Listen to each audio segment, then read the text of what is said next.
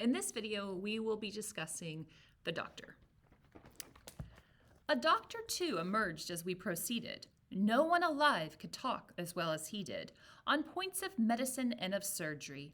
For, being grounded in astronomy, he watched his patient closely for the hours when, by his horoscope, he knew the powers of favorable planets, then ascendant, worked on the images for his dependent. In these first 6 lines or so, we get a little bit of an inkling of what science and medicine was like in Chaucer's time. And what that is terrifying. Would not have wanted to live during that time. This is probably one of the reasons, many reasons, why people didn't live very long back then.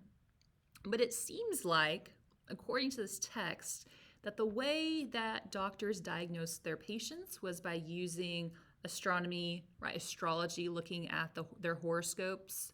So in my mind, I'm picturing a patient coming in and saying, okay, I was born in July, so I'm a Cancer.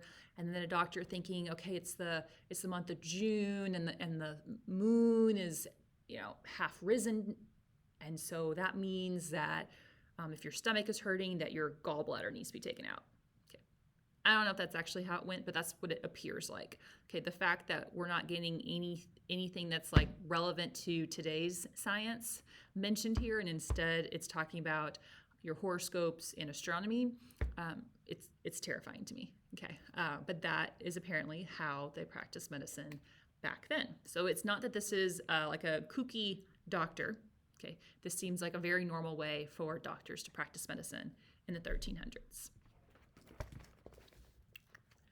Let's see. The cause of every malady got, he knew, and whether dry, cold, moist, or hot, he knew their seat, their humor, and condition. He was a perfect practicing physician. Look at that alliteration. These causes being known for what they were, he gave the man his medicine then and there. All his apothecaries in a tribe were ready with the drugs he would prescribe, and each made money from the other's guile. They had been friendly for a goodish while. If you go to many, let's say like European countries today, you'll see signs for apothecaries still. Think about apothecaries being the equivalent of what pharmacists are now, right? They're the druggists. So when the doctor prescribed you some medicine, today we go to the pharmacy. Back then they would go to the apothecary. Sounds all well and good, but according to Chaucer, it seems like this doctor had some sort of side deal with these apothecaries to make money off of his patients.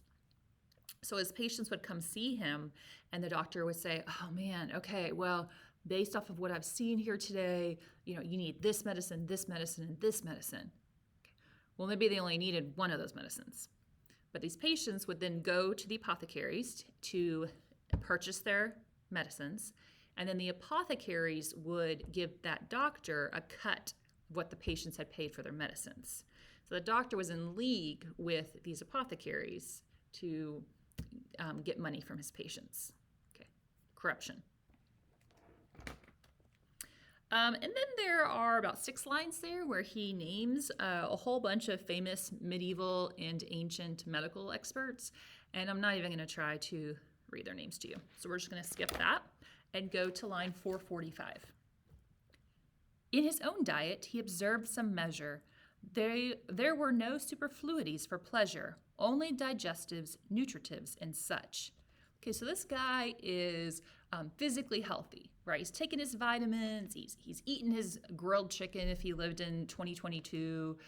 Okay, he's doing everything he needs to do to be physically healthy. But look what Chaucer says in the next line. He did not read his Bible very much. So although the doctor is physically healthy, he is not spiritually healthy. Okay. So then why is a spiritually unhealthy person going on a pilgrimage? Okay, if they're not spending time with their Bible, or spending time with the Lord, then why are they going on this pilgrimage?